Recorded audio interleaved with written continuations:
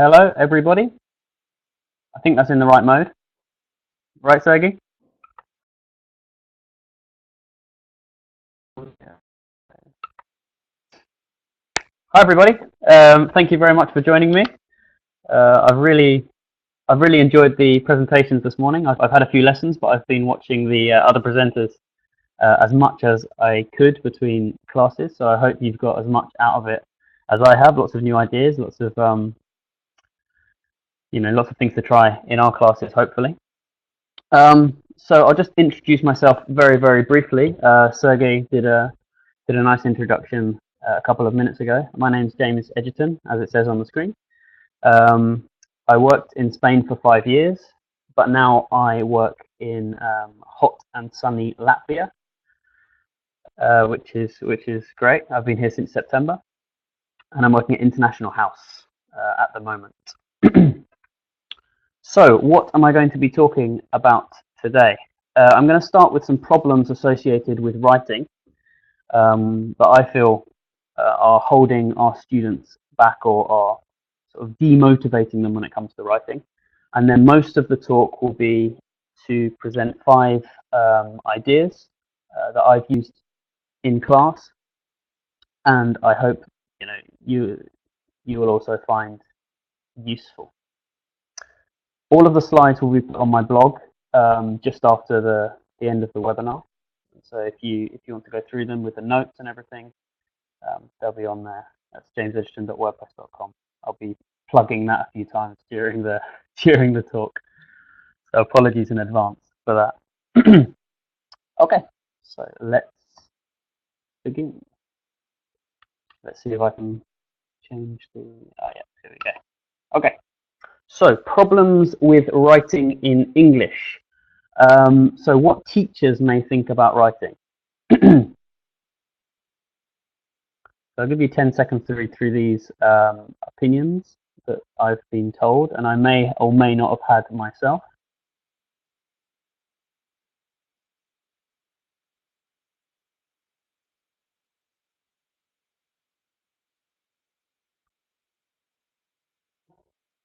So it seems to me that it'd be interesting to hear what you think. If you could put some opinions in the text box, I'll try and read them as I talk. But it seems to me that teachers are not as enthusiastic as teaching writing as maybe they could be about teaching other aspects of English. It seems to be that there's a disconnect between teaching and writing in a lot of people's minds. Students are using what they know to produce their own work. Writing is a very sort of private thing usually, traditionally. And there's not a lot of teacher-student interaction, which as teachers I think that we really enjoy. That's a great part of our job, that we come into the office and we can speak to people and share ideas. And so my first point is that teachers, most teachers don't really enjoy teaching writing. Yeah, like Elena said, they mostly would prefer to give it as homework. It's sort of an extra thing, just send it home.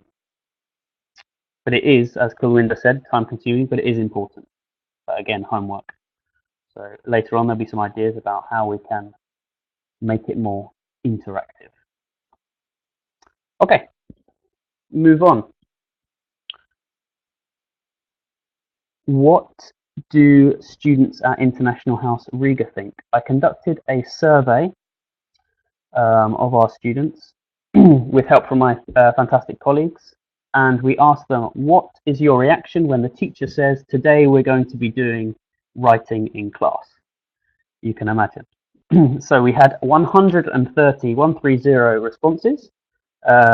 This is a picture of some of them laid out on my coffee table last weekend when I was analysing the data.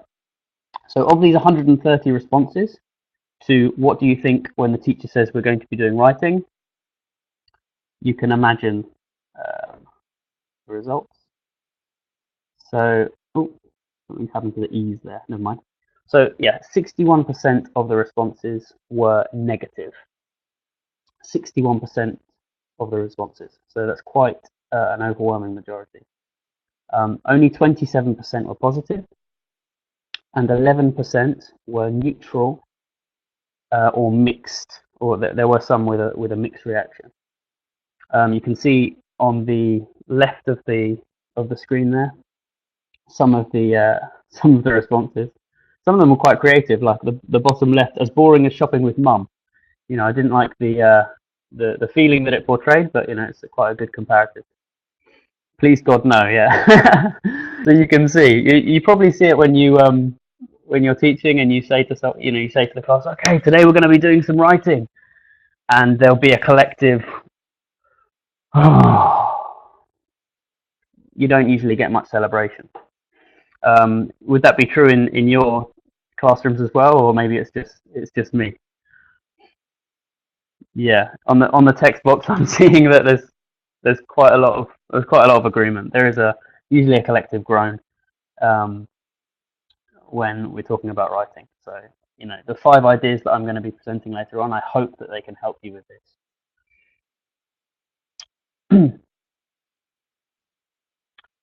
So what is the problem then? Well, for me, a lot of the tasks in course books are very, very depressing and demotivating. Traditionally, this is one that I plucked out of thin air. I invented it, but it could appear in any course book. Write a letter to a neighbour saying that you kicked your football over their fence and you'd like it back. All right, problems. Number 1, who writes letters these days? You know, we have WhatsApp, we have Facebook, we have Twitter. In real life, no one writes letters. So we need to bridge that gap between the real life English and some of the things that we do in class, which are the same as 100 years ago. So we need to find that common area and make writing real, as is the title of this talk. The second one, what if I don't have any neighbours? Okay, what if I don't have any neighbours? What if I live on a farm? Okay, there's another problem here. Football. I don't like football. I can't relate to this at all. I don't have a garden. How did I kick it over their fence? The list goes on. Okay, basically, these sorts of tasks most of the time are very, very hard to relate to, and very, very hard for the students to motivate themselves to do any writing. That's why you get the no, not writing today. So we can change that. Okay, so I would argue that the missing ingredient here is motivation. If you were listening to Elena Pedesada's presentation earlier on, she was talking about intrinsic and extrinsic motivation. Okay, and this is the key to everything we do. I'm sure you're all here on a Saturday because you're motivated intrinsically and or extrinsically to improve your practices, to get some new ideas for professional development. So it really is a catalyst for everything we do. Motivation for me a lot of the time is missing with respect to writing in English. Yeah, any questions like it in has got a really good question about exam classes. Hopefully Sergey will sort of collect them in and I'll be answering questions at the end. So yeah, please do ask questions, but I'll try and answer them at the end. So I'm not multitasking too much, get confused and blow up. So motivation, yep. Reason or reasons for acting or behaving in a particular way. So I'm just going to talk about a study quite briefly. Bear with me, this is actually very important for what I'll be talking about with the ideas. This is an experiment conducted by Dan Ariely. I heard it on a TED Radio Hour, excellent podcast by the way, called The Meaning of Work. Okay, and what he's saying is that the meaning of something is vital if you want to have people motivated to do it. So you can see the experiment here in group 1.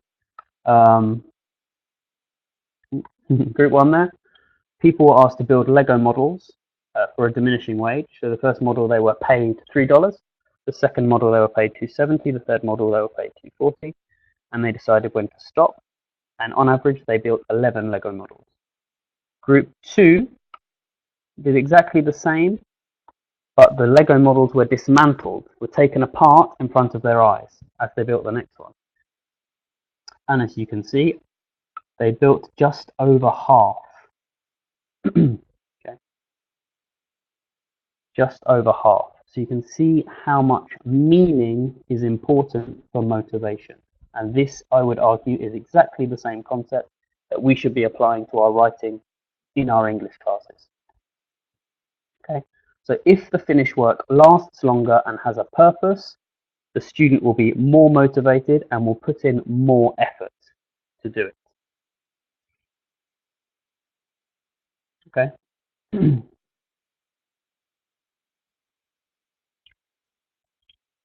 So, before I start talking about the different ideas that I have, here's a summary of the problems with motivation. That each of the ideas, I'll be referring back to these, so it is important that we sort of get these down.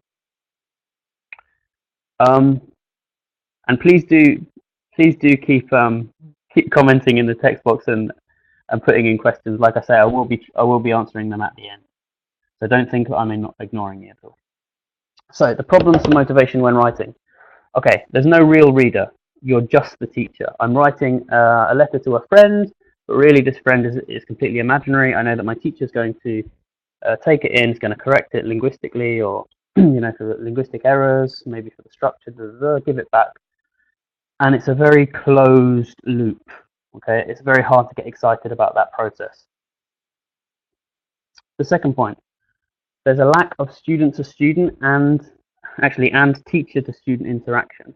Okay, I think of the things that we enjoy as teachers. One of the things that I enjoy as a teacher is talking to people in the classroom, sharing ideas, and I think the students are the same. They like to talk to their classmates, talk to the teacher. With writing, a lot of the time, it's very individual. It's sort of quite selfish in a way. It's just your paper, it's just your work, and you lose this motivator. So the title of the talk's on the bottom left, Making Writing Real, seen in the question there.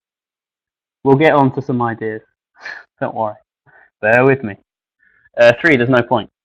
Why am I writing it? It goes back to, it relates to a few of the points. Why am I writing? And 4, actually, we're talking about writing here, but a lot of the ideas that I'm going to give you will be about typing. Okay. I would bet money that pen and paper will disappear within 50 years. Okay, I think pen and paper will become extinct. So why are we asking our students to still write with pen and paper, especially sort of young people, teenagers, in their working lives? They won't be using pen and paper perhaps. And so why aren't we asking them to use technology more, whether it be their mobile phones, writing on their mobile phones, typing on laptops, on tablets? So we should be using this technology to motivate them so they can see a real purpose, a real use for it. And the last point, it just takes too long, okay? Most writing tasks are 100 words, 200 words, 300 words. It's not something you can do in 5 minutes. All right? This is the age of Snapchat. Snapchat, 10 seconds. A Vine video, 6 seconds. A meme, 5 seconds to understand, and then you're on to the next thing, okay? Students nowadays and people nowadays in their everyday life are used to very, very quick turnover. Things happening fast, things happening in an exciting manner. And sitting and concentrating on one piece isn't always very enjoyable for them. Or at least it's not what they're used to. So we can adapt some writing tasks. I'm not saying that all long writing tasks are useless. I think there's definitely a place for them. But we need to also include the shorter, snappier ones as well. So, on to the ideas then. So the first one is to use a blog, or if you do not have a blog, there's a good website called pbworks.com. It's like a collaborative, writing website where all of your students can have access. You can see and edit their work. They can edit each other's work. It's sort of like a internal Wikipedia, if you will. And so, what problems that we talked about here? Which problems does it solve? Well, I think it solves the problem that there's no real reader, just the teacher. Okay, so if you post student work on a blog, I don't have hundreds of followers on my blog, but I know that at least a few dozen people will read it. Okay, so that means that when a student's preparing the work, they're thinking, okay, I'm going to put a little bit more effort into this because this is going to be put into the public sphere. And the second point is the interaction that I talked about. That I feel that writing often misses out this vital ingredient of interaction in the classroom. Well, when you're doing a collaborative writing project for a blog, the students are interacting with each other constantly to make sure that their contributions to the blog post fit in with others, and they're also interacting with the teacher because the teacher will help them with ideas of editing and other things like that. So you do get, it's actually a very interactive exercise. So what did I do with my class? So I've only been here for a couple of months, and I asked the students to contribute a paragraph each to a beginner's guide to Latvian culture. This is on the blog, James Egerton, my name, .wordpress.com. You can check it out later on. So yeah, they each posted a paragraph, and I put them together and added a few pictures and stuff. I do agree with the comment there. Sorry, I can't pronounce it. Rashail, excuse my Russian. There is more responsibility in posting their writing publicly, and that can be scary for students. But what I did to combat this was that each contribution was what's the word? I've gone blank. Anonymous. Each contribution was anonymous. Okay, and they knew that when they were preparing the work.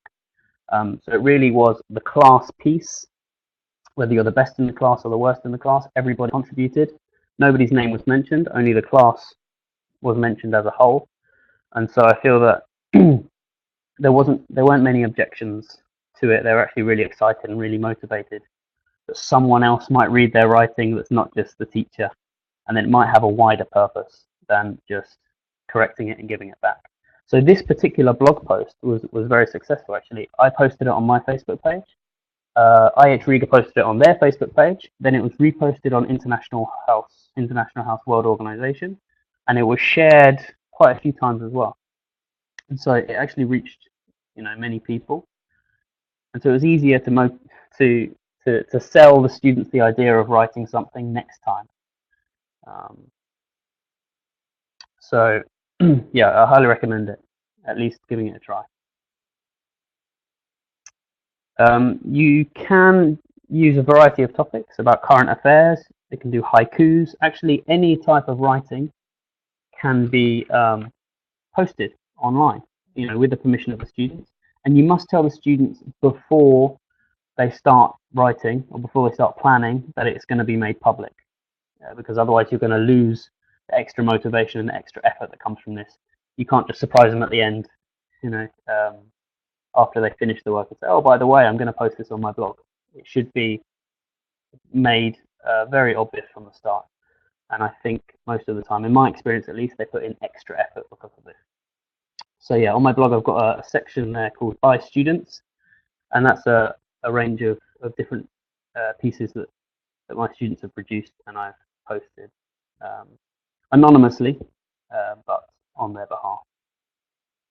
And yes, I did correct mistakes before posting, or at least pointed them out to the students, and we worked through it together. Okay, the second idea, Pen Friends project. So the problem, again, that there's no real reader, just the teacher, is solved. Fantastic. So what do? You make the reader a person. Not that the teacher is not a person. You make the reader a person of the student's age and more or less their level. Okay, and if students think that there's no point and they say, why are we doing this? Say, well, you can make a new friend, you can learn about another culture, you can share experiences. There's many reasons, and it doesn't take much of a push to get them interested in this. So I've done this for the last couple of years. You can do it two ways. I think you can connect to another teaching professional that you know in another school or abroad, And you can also, I used my final year in Spain, 2015, 2016, I used Cambridge Pen Friends website. And you enter your details. It's sort of like a dating website. You enter the details of your class and they find you a match, and then you collaborate with that teacher. And you send and receive letters throughout the year. And it's also a great way to meet other, or at least to collaborate with other teachers, from other countries, from other cultures. And I think, in my case anyway, when the teacher is more enthusiastic about the writing, because I don't want to let down my colleague in this case in Romania. I don't want to let down my colleague in Romania and not send any letters. So I'm motivated that I'm motivated that the students will also send, do their letters good standard. I think that motivation and that enthusiasm really rubs off on the students. Like we were talking about before, there's a problem with student motivation and teacher motivation to do with writing. There's sort of a stigma a lot of the time attached to it. When the teacher's keen, the students will be keen or keener as a result. How are we doing for time? Yeah, we're okay. So 3 more writing ideas, and then I'll be answering some questions. Okay, so the third one. So students can collaborate on a Google Doc. Okay. Again, like the blog post, we're not talking about writing as in pen and paper. We're talking about typing in this case, which is going to be more useful for students in the future, I would argue.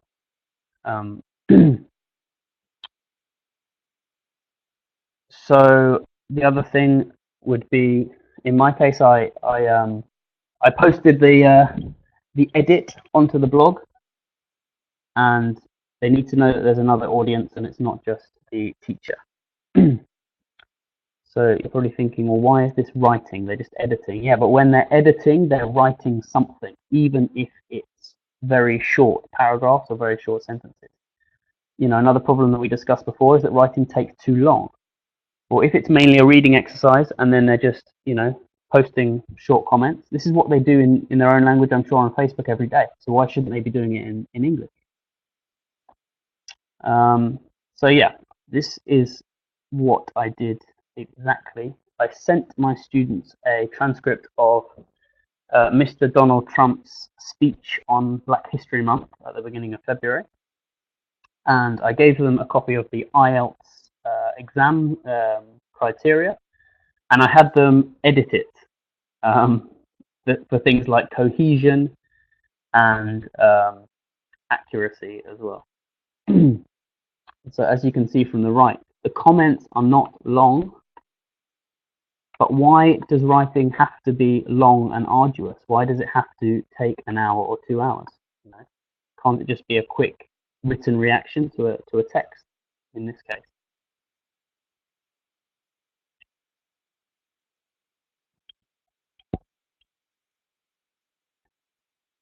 And yep, here's more comments from another student on the right. Again, very short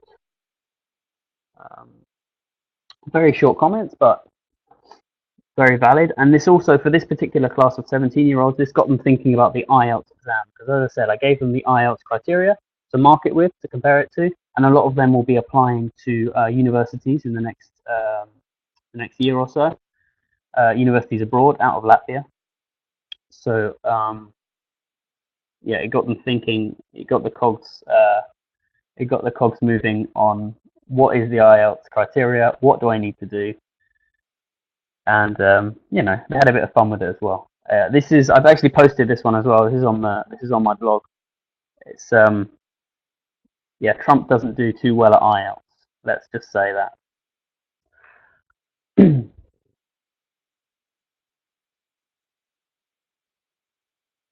Okay. Fourth idea. Tweets. So yeah, the problem number 4 that we talked about, that it's 2017 and writing is so outdated. Well, Twitter is not yet outdated. Twitter is quite a current thing. At the end of 2016, there were 319 million active monthly users. So you just need to use what's out there to motivate your students. Okay, they're probably using writing in their everyday lives without even realizing it. You know, who thinks of a Facebook post as a writing exercise? Who thinks of a tweet as a writing exercise? If you can take real situations that they're already using and put them into English, you know, I guarantee that their motivation is gonna skyrocket. When's the last time you wrote a letter to a neighbor? Sorry to scroll through. When did you last write a letter to a neighbor saying that you kicked your football over their fence? Okay, this is not realistic. This is not true to life, and so obviously the motivation plummets. So, sorry, try not to give you a headache going through these slides. So yeah, tweets. Another problem that we talked about, there's no real reader in traditional writing activities. There's no real reader, it's just the teacher. Well, if you can connect to a few of these 319 million users on Twitter, then bingo, you have a real reader that's not the teacher, and you have a bit more motivation. Another thing that we've been discussing, and I've been repeating again and again, is that writing takes too long. Okay, a tweet does not take too long. You have 140 characters, so you have to be very, very succinct, which, by the way, is also a skill. Rather than babbling on, you need to choose your words very, very carefully to get your message across. This is also a great opportunity to teach students about abbreviations of words that we use in everyday English, like BTW, by the way, like FYI, for your information, LOL. You know, there's hundreds more that I don't know myself, but you know, there's definitely lots of content there. It might not be in the textbook, it might not be in exams, but it's real life English, and that's what motivates students. So there was a question about mistakes, yeah, by Rita. Don't you think that there are many mistakes written in Twitter while using English? Yes, of course there are. But I would argue that what I try and promote in my classes is accuracy. Pardon me, is communication before accuracy. So I think a lot of the time you need to choose. You can help your students by editing, you know, by helping them before they post anything. This is the same for the Pen Friends project. Actually, you'll see a lot of mistakes. But is it worth scribbling on their work? You know, something they're going to send, and they're also going to receive mistakes back. Remember, English is an international language. I think we get too obsessed with the idea that everything has to be perfect, rather than the idea they should be enjoying the language, and then with practice, it will get better. Another thing, a thing I need to do actually, it's on my to-do list, is to set up a class Twitter account for each of the classes of, especially teenagers that I have, and each student will have access to this Twitter account, and they can tweet for homework or tweet during lesson even, because they will have their mobile phones with them now. So we can use this as you know, something regular. And yeah, it's an idea that I need to pursue. So that's also on my to-do list. And the last idea is yes. So making writing real. Well, you know, if you think, why do I need to write a letter in 2017, or an email in this case, or write anything actually? Well, a big reason, a big motivator, and a massive push to why a lot of people come to English classes in the first place is for their higher education and for their job opportunities. So I think it's a great idea to do a needs analysis at the start of a course and find out why people are there, and then you can adapt the course to their needs. So a lot of my students in Riga, at International House Riga, sort of 16, 17-year-olds are looking to the future and looking to study abroad in universities. So university application cover letters are important, and a lot of my adult students are there because they want to improve their job prospects. Well, you can also do some job application cover letters as well. So this is the requirements of Harvard University in Boston. So if you've got some very ambitious students, they might be looking at this, but really find out where they're applying to or where they're thinking of applying to. Go on that university website and find out their criteria, and then you can work on these specific writing tasks in class. And you really don't have any problems with motivating the students, believe me.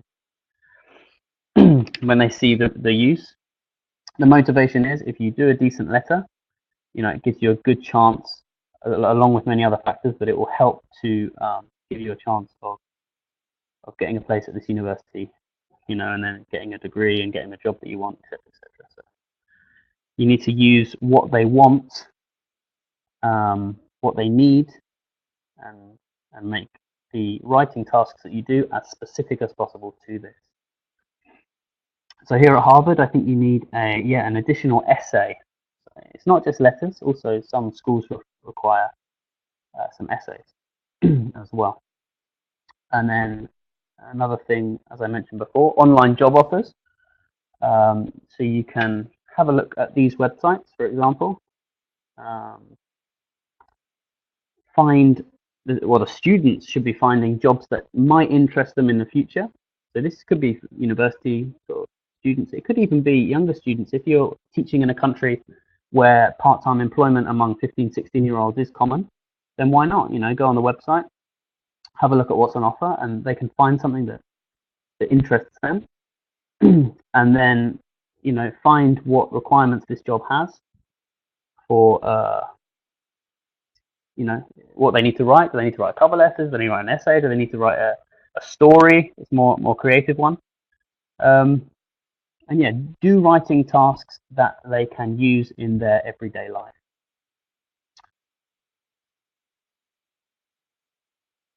Okay, so here are my contacts. Like I said, I will upload the slides and my notes to my blog site, which is here. So if you want to go through it again, if you haven't got access to the video of the presentation, I'd love to hear from you. Any ideas, any responses on my emails here, and I also have a Twitter page. I don't really use it very often, but I may be using it more often now. So I would love to hear if there are any questions, any doubts. Now is the time. I have some questions already written down here. Okay. There is one. How do you teach different types of writing, like review, articles, etc.? Sure. This was sort of related to another question that someone had, which is an excellent question. What if my students are doing exam classes? I know in the Cambridge exams, you've got to cover all these different types of writing, proposals, reviews, etc., etc. I think the answer here is to make the task as relevant to real life as possible. Like recently there was the Oscars, and so we did film reviews. So we I gave them the task of watching one of the films, or at least watching clips of it, and they did reviews of a real film that they've seen. Okay? So I think you can practice any type of writing, but you need to find something in their real lives, in their lives outside the classroom, that you can join the two together. You've not got learning English and you've got their everyday life separate. I think with writing, to solve a lot of the problems, we need to be bridging this gap. So I hope that answers. Okay, I've got another one. Do you teach typing in your class? That's a great question.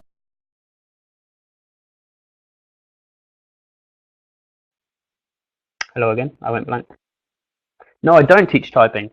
Do you mean sort of touch typing as a motor skill? Probably, yeah. Yeah. No, I don't. And I think, sure. Yeah. I don't teach typing as a skill. I think a lot of the students already come to class with this skill, and I just adapt it to the writing tasks that I'm giving them. They probably type for hours a day, most of them. I think that's a great idea. I think in schools in the future, instead of handwriting, I know we used to do handwriting tests, but touch typing is definitely a skill for the future. But no, I'm an English teacher, so I try and stick to the English aspect of it as much as possible.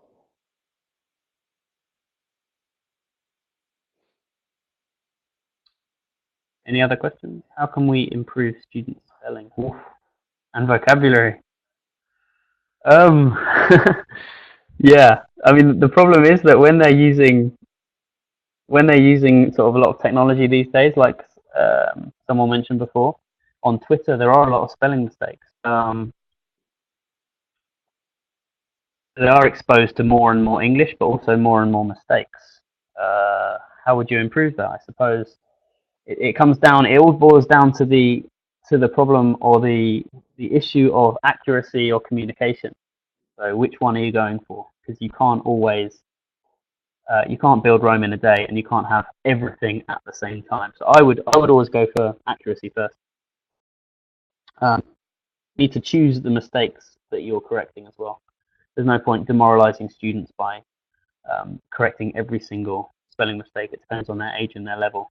But a lot of the time, if they're not doing exams, a lot of the time, small spelling mistakes. And if there's lots of them, I'd let a lot of them go, to be honest with you. What you don't want to do at this stage is kill motivation. Okay, once you kill motivation by overcorrecting, you're really going to have trouble even making them write anything, asking them to write anything. Grammatical accuracy.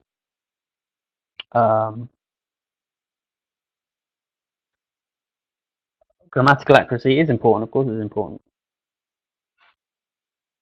But it's the same as spelling, I suppose, that, it's communication versus accuracy. Which one do you choose? Any more questions? I was lost for a minute, was I? I hope I didn't say anything too important. Any more questions? Particularly about writing, or different ideas to do with teaching writing or motivating students to write.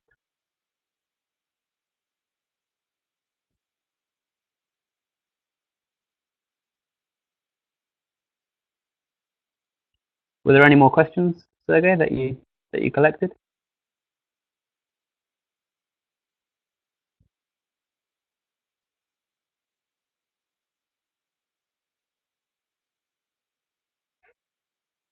People are typing. Thanks a lot. No, thank you very much for participating. Like I said, it's great to be able to speak to so many people from around the world. And yeah, please do get in touch. I mean that. Please do get in touch with any ideas or any comments that you have, and I look forward to speaking to you. Thanks. Oh, Colwinda says sentence structure. Is that a question?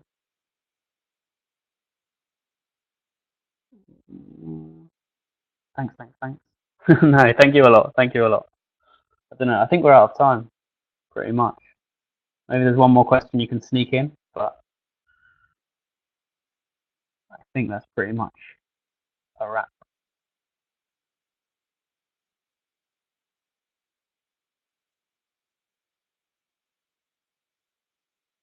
Yeah, I hope the ideas were useful, Irina. Thank you very much for the comment. Like I say, these are all ideas that I've used in my own classroom. So I've seen the motivational benefit and how students have enjoyed using these in their writing. And so I hope that you can use them yourself and you have similar positive effects.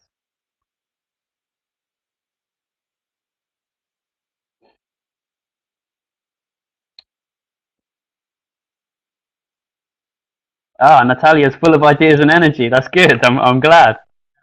That's what we need that's what we need for the new week, I suppose.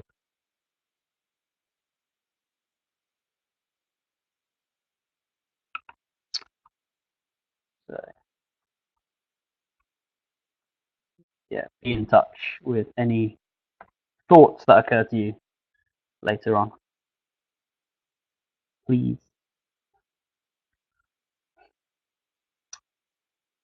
Okay. Sergey, I think my time's up, isn't it? I'm a little bit over.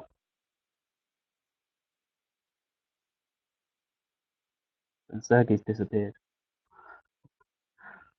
Should I just sit here smiling?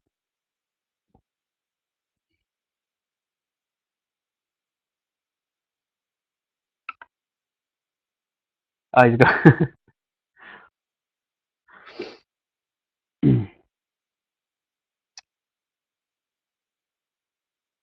Yeah, thanks everyone.